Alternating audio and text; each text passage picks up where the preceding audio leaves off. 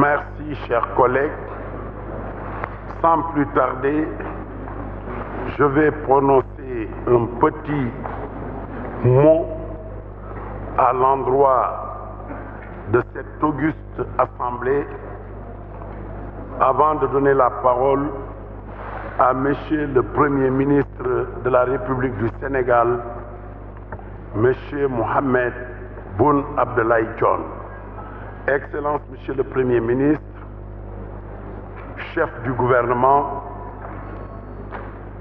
Messieurs les membres du gouvernement de la République du Sénégal, Monsieur le ministre Mbagnick Ndiaye de l'intégration africaine, du NEPAD et de la francophonie, chers frères, troisième vice-président de l'Assemblée nationale représentant M. Moustapha Niasse, président de l'Assemblée nationale du Sénégal, M. Abdou Mbow,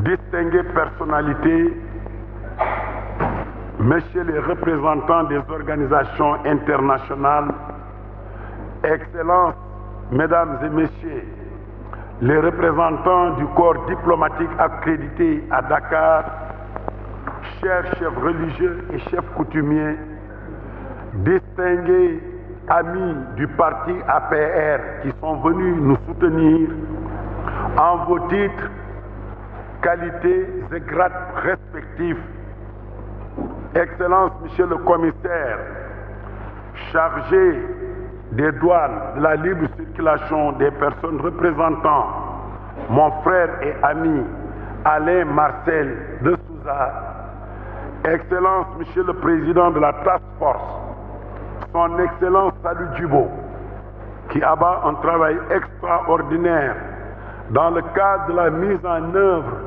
du schéma de libéralisation des échanges.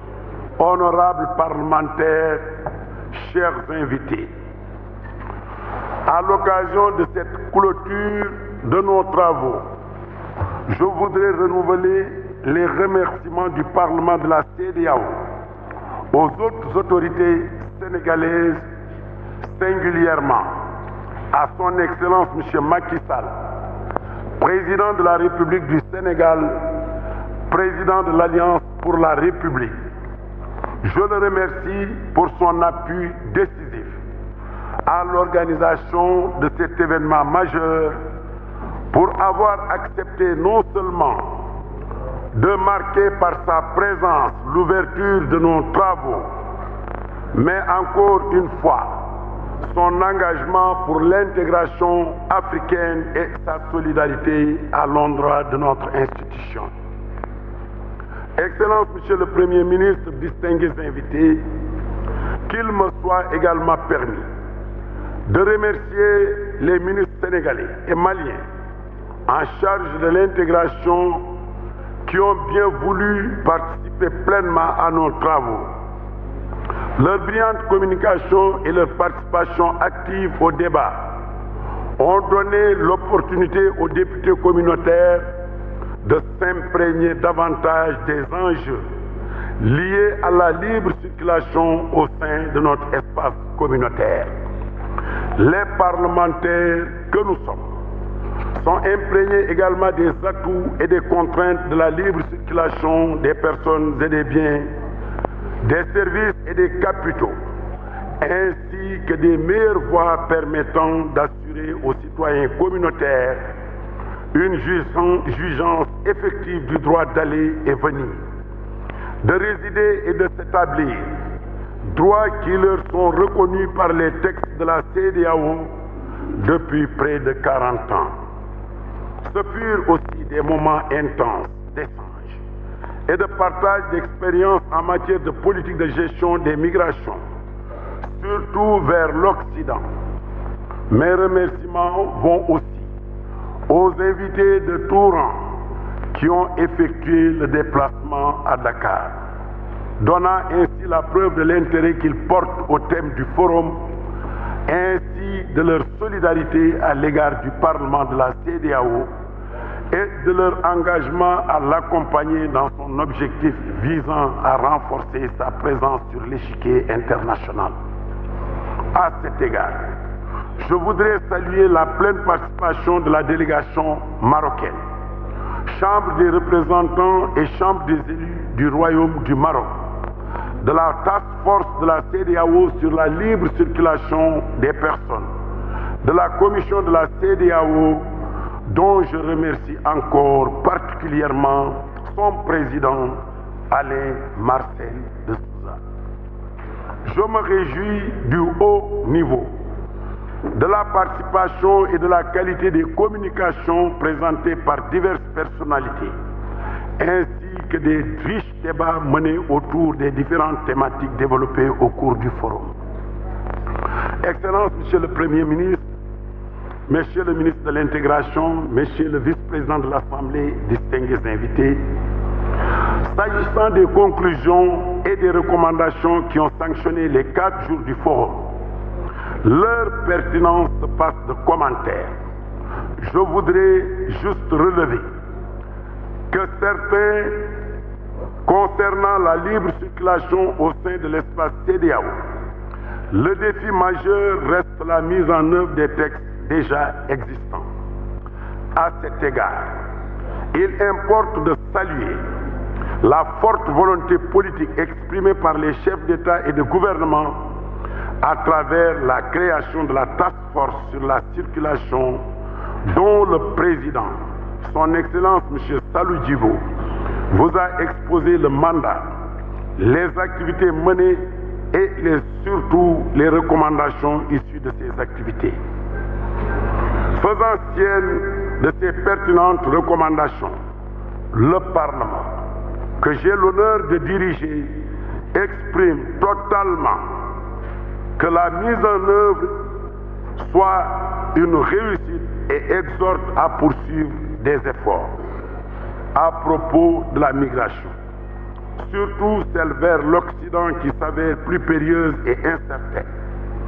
Le Parlement de la CEDEAO retient que la situation n'est plus soutenable pour les jeunes et les femmes, dont le seul crime est de s'aventurer à la recherche de mieux-être. Nous appelons ces gouvernants à se conformer aux droits humains universels qu'ils ont tant enseignés au monde. À cet égard, nous lançons un pressant appel aux chefs de l'État et de gouvernement de la CEDEAO comme de l'Union africaine à engager un processus de renégociation de tous les accords avec l'Union européenne, y compris dans le cadre des APR, afin de placer la question migratoire au centre de l'agenda mondial sur la migration. Il doit être rappelé à cette occasion à tous que le principe de la réciprocité dans le traitement des ressortissants demeure un élément fondamental dans les relations internationales.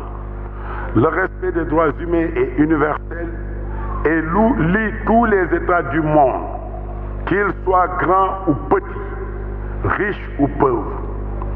La suppression des entraves à la libre circulation des biens et des personnes et entend s'accommoder à la répression policière comme outil de gestion de la migration. Excellence, Monsieur le Président, le Premier ministre, chef du gouvernement, distingués invités, honorables parlementaires, Mesdames et Messieurs, ces interpellations en direction des gouvernants des pays de destination et d'accueil de migrants africains et ouest-africains ne signifient en aucun cas une abstraction sur la responsabilité première de nos propres dirigeants. Ils doivent sans cesse et de manière plus volontariste résoudre les facteurs qui contribuent aux migrations, surtout clandestines, en créant l'espoir aux jeunes à travers l'emploi, la formation adéquate et une bonne gouvernance. À cet égard, il est et reste de la responsabilité de nous tous, députés, de jouer plus efficacement notre mission de contrôle de l'action de l'exécutif. Cette responsabilité, nous devons l'assumer pleinement au-delà des clivages politiques et amener les ministres en charge de la jeunesse, de l'emploi et de la formation à porter des politiques et projets plus concrets en termes d'impact sur la réduction du chômage et de l'emploi. Chers invités, Monsieur le Premier ministre, je m'en arrête là et vous souhaite bonne continuation pour les travaux de demain et après-demain. Je vous remercie.